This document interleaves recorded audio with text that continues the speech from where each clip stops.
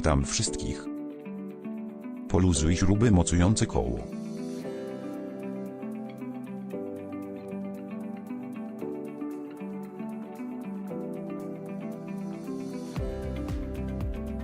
Użyj nasadka o numerze 21 oraz klucz płaskooczkowy o numerze 21.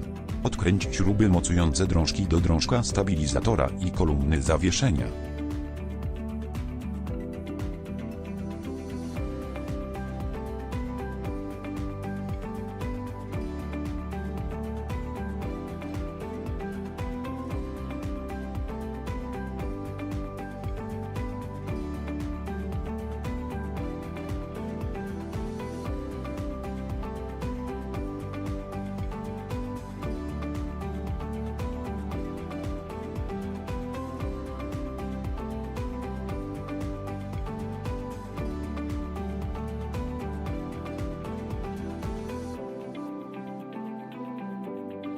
Zdejmij drążek stabilizatora poprzecznego.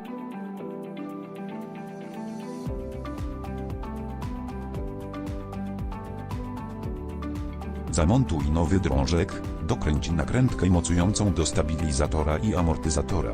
Użyj nasadka o numerze 21 oraz klucz płaskooczkowy o numerze 21. Sprawdź znajdujący się poniżej opis do linków do naszego sklepu internetowego, w którym możesz kupić części zamienne.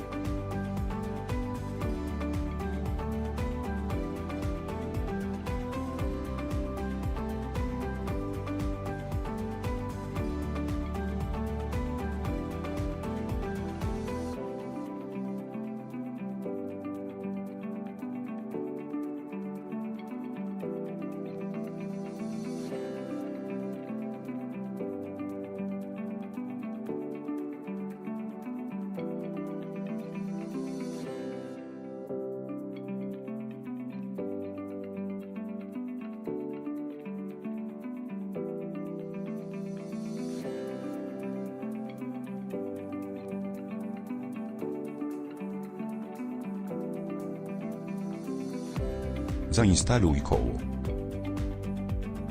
Dziękujemy za obejrzenie naszego tutorialu. Jeśli go polubiłeś, kliknij w przycisk lubię i podziel się nim ze swoimi znajomymi. Miłego dnia.